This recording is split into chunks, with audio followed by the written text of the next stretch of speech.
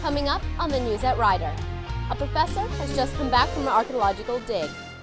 The International Dorm Project gains ground, and Black History Month is appreciated at Gospel Fest 2007.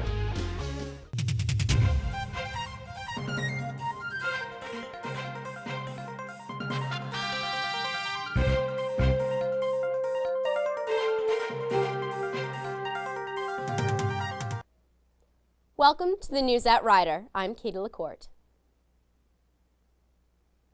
Last Wednesday, February 21st, was the date of the 15th Annual Emmanuel Levine History Lecture at Ryder University. Dr. Kathy Kelly from the University of Oklahoma was here to give a talk on the face value of George Washington in art and early national political culture. The talk took place at 7 p.m. in the Bart Luedeke Center Theater, where it was open to the public and was free for admission. The speaker has written many things on early American studies and is a widely respected researcher in her field. Other speakers at the Levine Lecture Speaker Series include Dr. Stephen Hahn, winner of the 2004 Pulitzer Prize in History, and Michael Zuckerman, professor of history at the University of Pennsylvania. Nicholas Wade is coming to Ryder's campus. Wade will be speaking to the public for free on Monday, March 5th in the Bart Luedeke Center. The author wrote the book Before the Dawn, Recovering the Lost History of Our Ancestors. This book shows how humans came into existence. He tries to accomplish this by answering many questions that include, when did language emerge, and how did humans defeat the more physically powerful Neanderthals who threatened their existence? His talk will be mainly about his findings and to make sure that we know where we originally came from. Wade is not only an accomplished author, but he's also written for the New York Times and the Nature, the world-renowned science journal in London. Traditionally, professors at universities and colleges teach from the knowledge they have gained from poring over books and writing papers.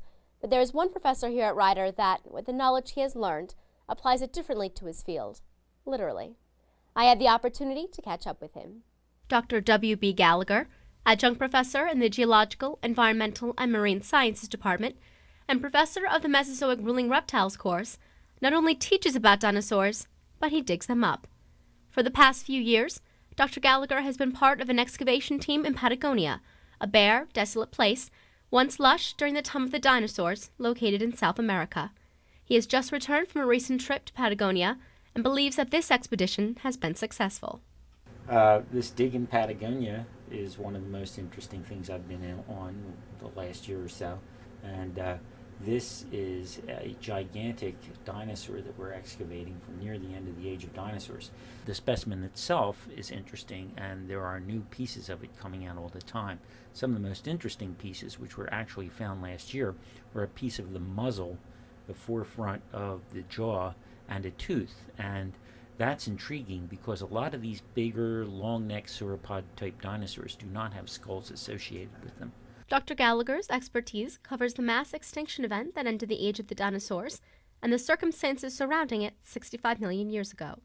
He also takes interest in the dinosaurs that once lived and thrived in New Jersey and has written on this topic in a book entitled When Dinosaurs Roamed New Jersey.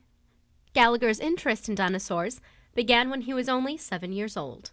Well, I saw a Walt Disney cartoon when I was about 7 years old called Fantasia. And that has a very nice dinosaur sequence in it, and it caught my attention.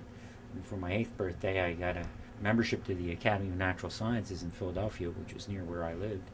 And I began to hang around the Academy and memorize their dinosaur exhibits and go on all their fossil field trips. And I was one of those little kids who knew all the dinosaur names. And before I knew it, they had given me a job, and I worked at the Academy through my undergraduate years into my graduate years, and I became a paleontologist and eventually got my PhD at the University of Pennsylvania. Gallagher's initial interest in dinosaurs as a boy has led him to memorable and interesting digs around the world. But I've also had some very memorable experiences excavating giant marine reptiles in places like South Dakota and the Netherlands. I was fascinated by China when I was there. I went to China a couple of years ago to look at the beds which are yielding feathered dinosaur specimens. So this is really a very remarkable area in paleontology right now. And then one of my favorite digs, one of my favorite places, are the dinosaur nesting grounds out in western Montana, where I've worked with the Museum of the Rockies on excavating dinosaur nesting sites with babies and eggs in them. Along with teaching and excavating, Gallagher continues to work with the New Jersey State Museum in Trenton. One of our own professors at Rider University has been named a Fulbright Distinguished Chair. Dr. Richard Butch, a professor of sociology, has received the most notable awards given by the Fulbright Scholar Program. This program does hand out 1,000 awards each year, but less than 40 are actually distinguished chairs. By gaining this honor, he will be going abroad to teach 2 seminars in the 20th century U.S. history of communications, one for an undergraduate study and another for graduate studies. He will be teaching in Vercelli, Italy at the University of Eastern Piedmont.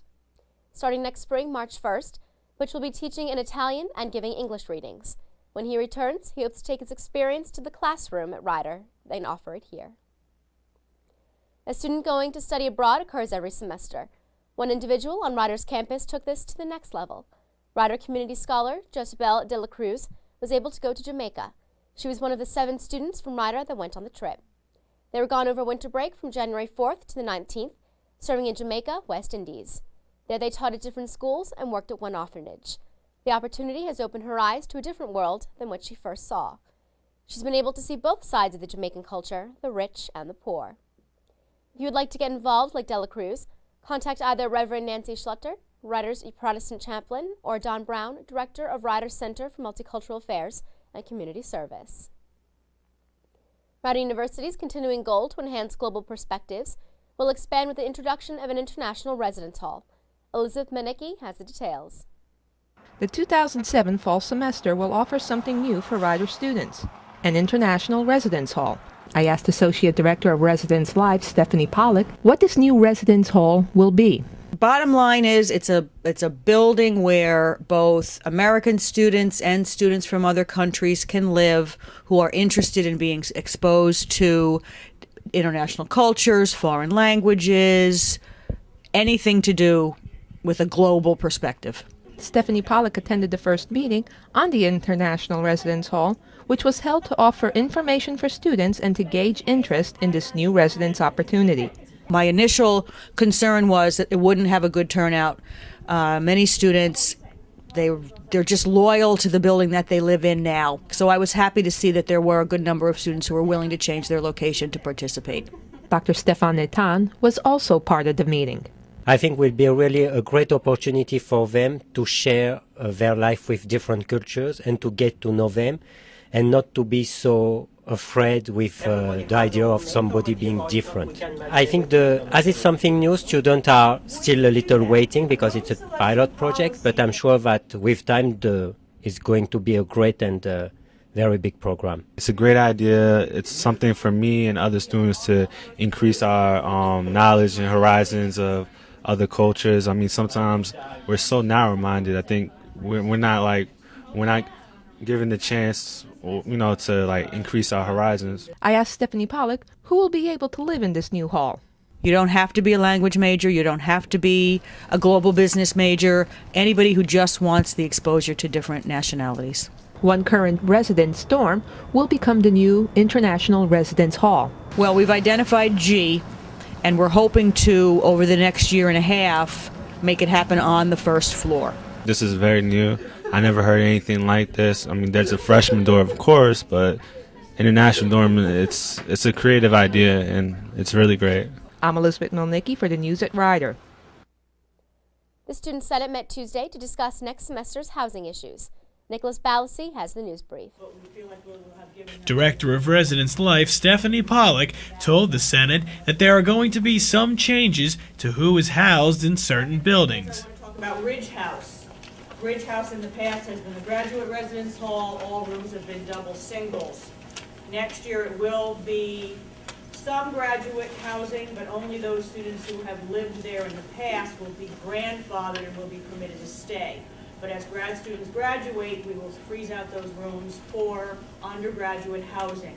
It is my hope to make it an over 21 building, but I don't know that we're going to be able to achieve that because, as we all know, most of the students who are 21 flock to the new building. To the surprise of some students, Pollock said that next semester, all standard suites in residence halls will be eliminated. For example, Hoyt A second floor, G third floor, where we've got 3 double rooms in a row, and we've installed doorways in between We're going to be blocking all of those doorways up to create all of those rooms to be standard double rooms. Pollock warned students during the rather short Senate meeting to pay their deposits on time because housing is limited. If you do not pay a deposit and turn in a housing contract by May 1st, you probably will not get housing for the fall. You will be put on a waiting list. So the word on the street is just follow the rules and you're guaranteed a space on campus. But if you don't pay your deposit on time and don't turn in your contract by May 1, we're probably going to be out of spaces. For the News at Rider, I'm Nicholas Balsi. Rider University is getting closer to Middle States accreditation. The dates have been set March 4th through March 7th. The evaluation team includes men and women that hold high positions at universities and colleges near Rider. Dr. Stephen Sweeney, Dr. Mark Kerchak, Susan Palmer, James Traynor, and Marguerite Beards. This assessment by the team will show how Rider has changed by listening to the feedback that was given to them last November. If you would like to attend the exit interview of the team, come Wednesday, March 7th at 11 a.m. in Swigert Auditorium. Also, you can take a Middle States self-study report on Rider's website, or if you have any questions with the accreditation process, call Debbie Satola at 609-896-5228. The deadline for the Masorti Award is quickly approaching. March 19th is the last day that any applicants will be allowed to hand in their applications for the second Masorti Awards in Women's Leadership. If women faculty or staff members gain this award, they will be allowed to attend leadership building classes that shall open opportunities and will allow them to benefit the campus as a whole. Applicants must demonstrate how this program will improve Rider and how their current position fits into their lifetime goals. If interested or need an application, contact the committee at jfk@rider.edu. The Black Student Union and InterVarsity Christian Fellowship Group presented Gospel Fest 2007 for a part of Black History Month. Brian Persons has the full story. On Sunday, February 25th, the Bart Luedeke Center Theater was open to the public for Gospel Fest 2007, which was presented by the Black Student Union and InterVarsity Christian Fellowship. The performances in the festival ranged from choirs, praise teams, solos, and dance groups. Joy Clayton was able to capture the emotion of the night in her own words. The gospel is basically a part of our history, and I would feel as though it would be a shame for me to be a Christian and stand up here and not say that the gospel has nothing to do with my history. The organizer of the event told me what Gospel Fest was. Well, Gospel Fest is basically the appreciation of African American culture through the fine arts and through how, African Americans were brought up, especially through their religion. The word gospel actually means in the dictionary the good news of Jesus Christ. It means good news. So for those of you who are here who believe in Jesus Christ and believe that also is very good news to know that we have a Savior who decided to die on the cross for us, for our sins, so that you have an eternal resting place. Believe me, that is some good news. For those of you who don't know Jesus Christ, please get to know him today. The MC, Reggie Miller, was able to keep the crowd entertained with his funny remarks about the groups and the raffle. Are some auto expressions, air freshness.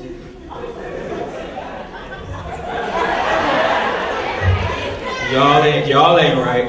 Y'all know some of y'all cars is stinking right now. Y'all need an air freshener. Y'all should be happy somebody want to give y'all something.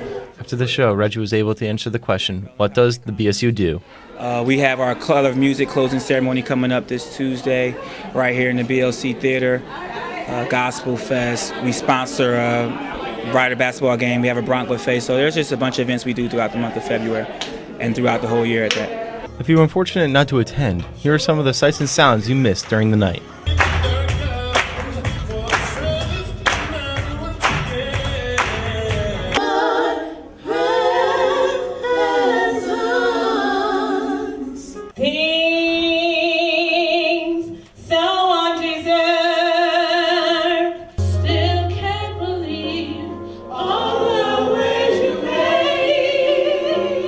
InterVarsity had some things to say about what they did to help out. We were asked by Joy to supply decorations and plates and cups and the plasticware. So we came the afternoon of the event and set up the Cavallo Room and the BLC Theater. Joy Clayton had the opportunity to actually perform as well as organize this event. Her and her dance team stole the crowd away from the rest of the show with their performance. King is the king of that.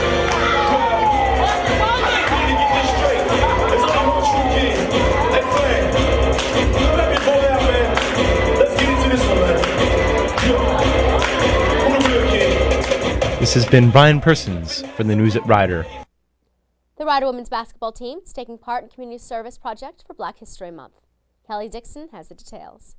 The athletic department at Rider University strives for achievement not only in sports, but in the community. Coach Leah Fraser-Dixon explained the community service project that the team is taking part in. For the month of February, the Rider University Women's Basketball Program is conducting what we're calling the Black History Month book drive.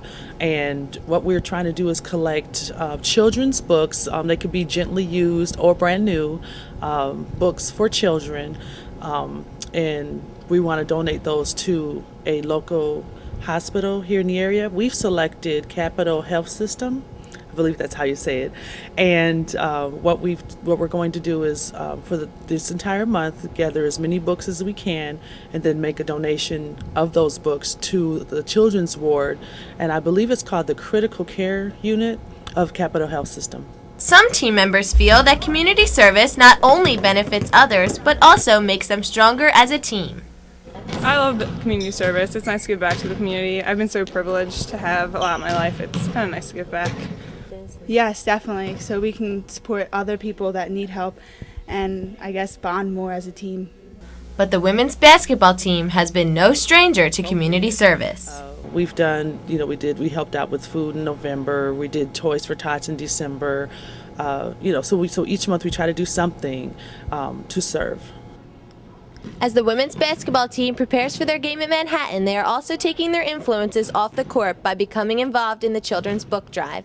If you're interested in lending a helping hand, you may contact any basketball team member or Coach Leah Dixon. You may also drop your books off in the alumni gym. At the alumni gym, I'm Kelly Dixon, Channel 20, News at Rider. Health and Wellness Week kicked off on Tuesday, February 27th.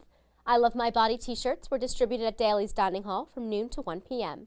From February 27th until March 7th, Rider students have the opportunity to participate in great activities like SEC's Wendy Fox Lecture, Late Night at the Rec, Wellness Resource Fair, Self-Defense Workshop, and a wellness-themed brown water with Focus. Throughout the week, Residence Life, Focus, the Association of Commuting Students, the Student Entertainment Council, Campus Life, and Brown Water will be sponsoring some of the events mentioned to promote healthy minds and bodies. For National Fitness Day, the SRC held a fitness awareness event.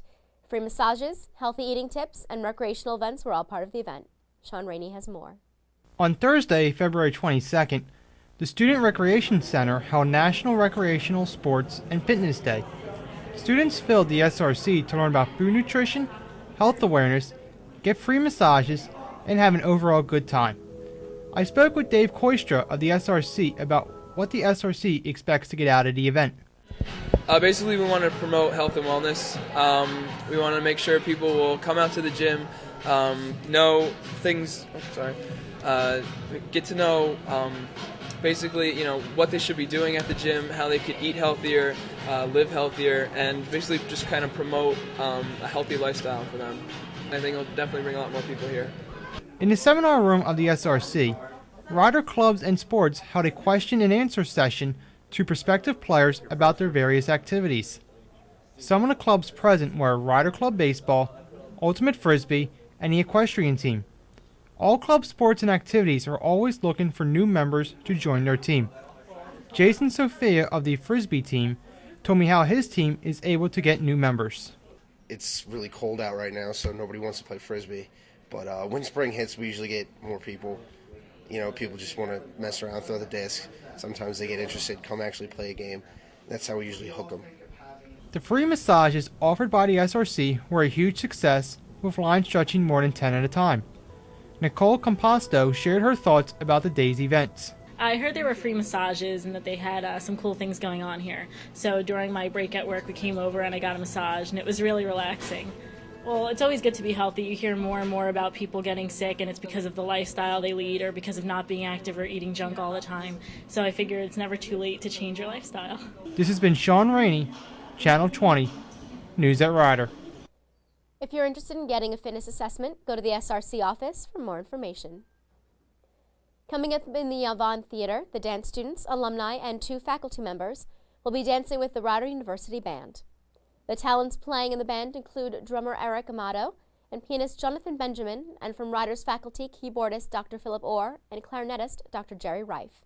Choreographing the event are Mary Barton and Lainey Engelhard from the Princeton Ballet School. This event will run March 3rd and 4th. Tickets are $5 for students, faculty, staff, and senior citizens, and $15 for the general public. The Westminster Opera Theatre plans on having Orest by music director Daniel Beckwith play from Tuesday, March 6th to Friday, March 9th at 8 p.m. This is the second time Beckwith has been in the U.S. to direct this opera. Also along with him, stage director Mark Verzat and the set designer and technical director Buck Linton have created a world that looks like feudal Japan. The playhouse where it is being performed has limited seating, so tickets are $15 for adults and $10 for Rider faculty, students, and senior citizens. Rider students can reserve one free ticket. Make sure to call the box office to reserve your ticket. That number is 609-921-2663. Caillou Jeong-ri and other conservatory faculty members from Westminster performed at 8 p.m. in Bristol Chapel this past Saturday, February 24th. The music had a Spanish feel. Ri and the conservatory faculty used solo piano, voice, flute, and guitar. The pieces they executed were Granados, Turina, De Falla, Rodrigo, and other Spanish artists. For more information about upcoming events at the chapel, contact 609-921-2663. The Art Gallery exhibition of Deborah Karl Berger's watercolors closed this past Thursday, February 22nd. Riders Gallery will be opening their doors again for another artist on March 1st from 5 to 7 p.m. Audrey Flax and some of Alison Wield's Feminist Art Project series will run from the 1st till Thursday, April 5th.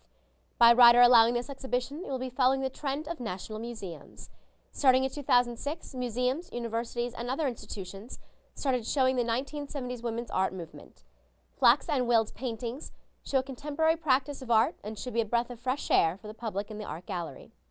To learn more about the feminist art movement and its journey to Rider University, go to the website www.feministartproject.rutgers.edu.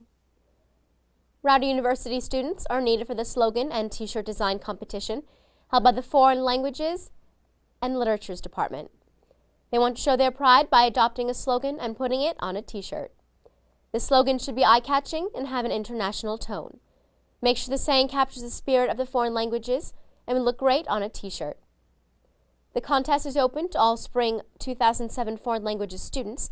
Individuals or groups of two can work on a design. The slogan itself should encompass the international world, not just one country. Only 2 colors may be used. Make sure all the competition entries are made by Monday, February 26th, by 12 noon in Dr. Schreiber's in the Fine Arts Office, 381. Submissions must have 2 pages, one with your names, contact information, and slogan, and 1 page with the slogan without your names. Winners of the contest will receive a prize and a free t-shirt. Any questions? Contact Dr. Schreiber at eschreiber@rider.edu. The 3rd police chief in Lawrenceville history passed away on February 15th. William F. Seabridge, who is seen as a tactician who kept wonderful command, will be sadly missed in the community and in his family. This man was a visionary and was able to keep records neatly by using index cards. His conduct in keeping his officers honest even came before there was an actual law on the fact. It is now a requirement for police departments to investigate a police officer if a citizen claims that the officer acted improperly. 2 Lawrenceville schools will be presented on Monday at 6:30 p.m. The public access station, NJN, will be showing in the Lawrenceville Elementary and Lawrence Intermediate Schools on the program Classroom Close Up New Jersey. The program to run is a segment called the Math Out of the Box program. The program is exactly how it sounds, by showing actual shapes and materials to teach them algebra, geometry, and measurement. Many of the test scores have risen and the program seems to be working. This new way to teach has been a success. The program will re-air at 9 a.m. March 3rd and April 7th, and at 6:30 p.m. on April 2nd. From all of us at Channel 20, thanks for watching.